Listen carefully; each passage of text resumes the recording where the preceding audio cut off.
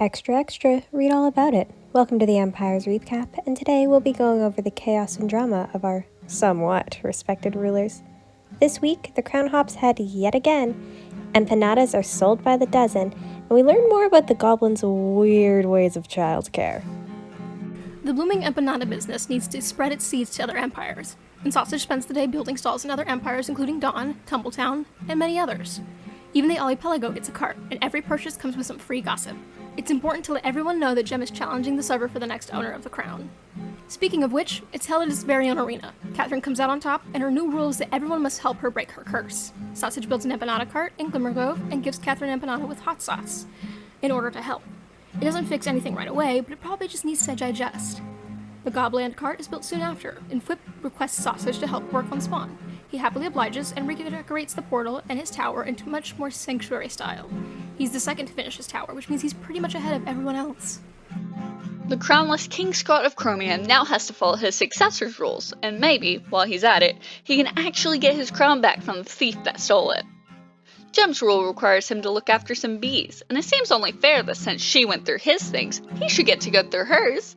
He doesn't find the crown, unfortunately, so he steals her target trophy from the festival, and takes his bees to build them a gazebo near the flower fields.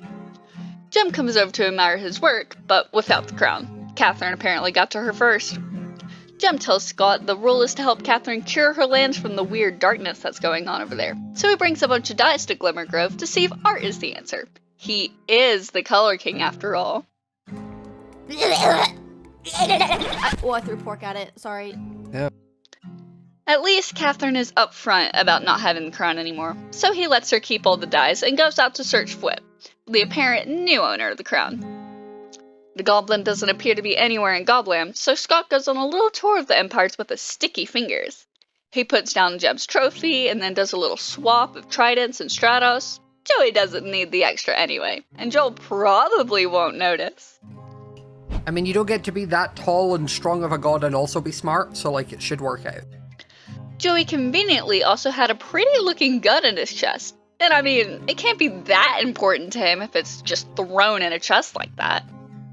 Information arrives that Flip's absence in the Gobland is due to his work at Spawn, so Scott spreads his wings and flies there to find King Flip and a bunch of children?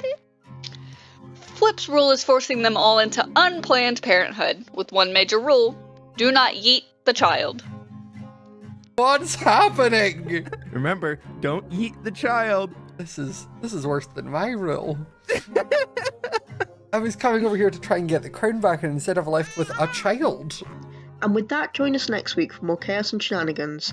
Thank you for watching, liking and subscribing, and thanks to everyone helping out with the project. Check them all out down below.